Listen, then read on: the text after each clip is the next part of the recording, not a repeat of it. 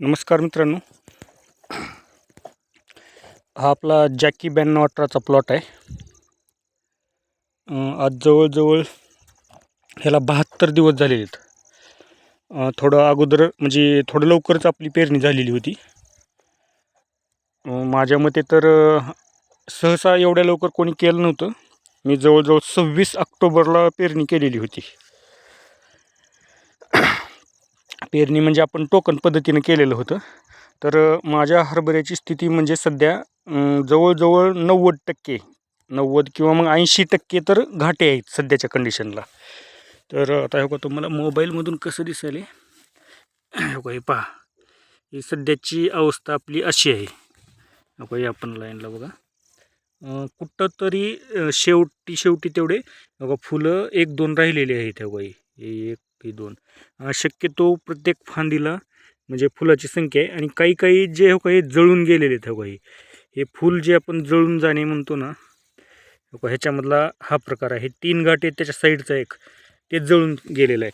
हे जे 2-4 दिवसाखाली जे धुकं पडलं होतं भरपूर, त्याच्यामुळे झालेला प्रॉब्लेम आहे हा. शक्यतो जास्ती नाही झालेले, नसता एका ह्याला कमीत कमी 8 म्हणजे 7-8 घाटे आणि 1-2 फुलं आहेत. तर प्रति झाडाला जर समजा कमीत कमी 20 फुटवे जरी असले, आता हे आपण टोकन पद्धतीनं केलेलं आहे, तर आपल्या झाडाला फुटवे भरपूर झालेले आहेत. आता ते ट्रॅक्टरवर जे आपण पेरणी करतो त्याच्याबद्दल मी काही सांगणार नाही, कारण त्याच्यामध्ये खूप दाट असतात. याच्यामध्ये झाडाची संख्या घ्यायची झाली तर कमीत कमी एका झाडाला, आता हा असं एवढं हे म्हणजे झाड बनलेलं असते, तर ह्याच्यामध्ये 20पासून 40-50 पण आपण फुटवे. तुम्हाला एक गोष्ट सांगतो, कोण कोण म्हणते आमच्या इथं 200 फुटवे आहेत, 300 फुटवे आहेत. पण मला नाही वाटत तेवढ्या गोष्टी शक्य आहेत म्हणून. काही ठिकाणी आता ते आपण तर आजपर्यंत नाही बघितलेलं. पण तुम्ही एक गोष्ट लक्ष करा, हे एकच झाड आहे मित्रांनो. हो का, आणि हो का ह्याच्या वर बघा, हे आता मी तेवढे तर नाही म्हणत, मी काही ह्याला मोजलं पण नाही, तरी पण ह्याला एक 30च्या तर पुढून फुटव्याची संख्या आहे. आणि प्रत्येक फांदीला हो का मित्रांनो, प्रत्येक फांदीला हो का ह्याला 6 आहेत आणि वर 2 फुलं पण आहेत. त्या फुलाला पण आपण सोडून देऊ, तर सरासरी आपण 6-7 एवढंच अंदाज धरलो. आणि समजा 30 फुटवे आणि 6च जर घाटे असतील, मी कमीत कमी सांगालो बरं का. अजून हे काही शेंड्याचे जे आहेत ना, ह्याच्यातून लहान लहान घाटे निघालेत. म्हणजे जवळजवळ मोप 8-10पर्यंत एका ठिकाणी घाट्याची संख्या होती.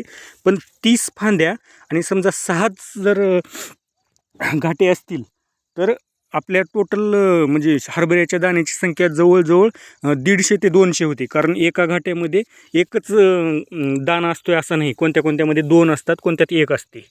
तर हे बघा. आणि हरभऱ्याच्या वजनाचा हिशोब बघितला तर 100 जर दाणे सरासरी एका झाडाला असले आणि 1 एकरमध्ये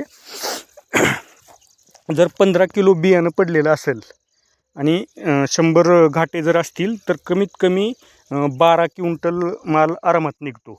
आणि जर समजा 150 ते 200 जर घाटे असतील एका झाडाला, घाटे म्हणजे आपलं हरभऱ्याच्या दाण्याची संख्या, तर कमीत कमी 15 ते 18 क्विंटल एकरी उत्पन्न जाऊ शकते बरं का.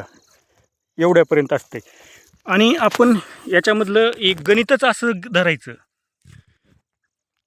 आपण ते दाट पेरून त्याच्यामध्ये गणित लागतच नाही. याच्यामधलं गणित कसं आहे, ह्यानी शेवटी मायक्रो एकदम असं ह्याच्यावर चालते त्यांनी. म्हणजे अगोदर किती 100 दाण्याचं वजन किती, 100 दाण्याचं जवळजवळ जॅकी 9218चं वजन 26 ग्रॅम आहे. मग त्या हिशोबानं ते चालतात आणि शेवटी ते बरोबर पण होते बरं का. आता तुम्ही लक्ष करा, फक्त ते फुलंच जळाले तर तेवढेच मी दाखवलेले, बाकी याच्यामध्ये काहीच अडचण नाही. हो काय बघा, हे जे हो का हे लाल लाल असं पिवळसर पडले ना, हे काही येणार नाही असं आहे. पण ज्याच्यामधून हो का हे असा हिरवा घाटा निघलेला आहे ना, तो घाटा नंतर नक्की आपल्याला भेटतो. हे बघा, अजून याच्यामध्ये हे घाटे पण कच्चे आहेत, म्हणजे एकदम याच्यामध्ये अजून काही जीव नाही आलेला. याला आपण अजून एक नंतर फवारणी करणार आहोत. आणि या स्टेपला जर आलेला असेल हरभरा, तर आणि जर कुणाला फवारणी करायची असेल, तर त्याच्यामध्ये बोरॉन एका फवाऱ्याला कमीत कमी 15 ते 20 ग्रॅम आणि 0050 प्रति फवाऱ्याला 80 ते 100 ग्रॅम नक्की वापरा बरं का, कारण दाण्याची साईज मोठी होती, बोरॉनमुळे एकदम चकाकी येते, फिनिशिंग येते. हो काय बघा,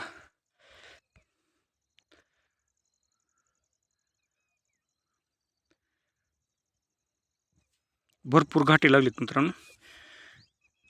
ठीक आहे, धन्यवाद मित्रांनो. तुमचा हरभरा कसा आहे कमेंटमध्ये नक्की सांगा. धन्यवाद.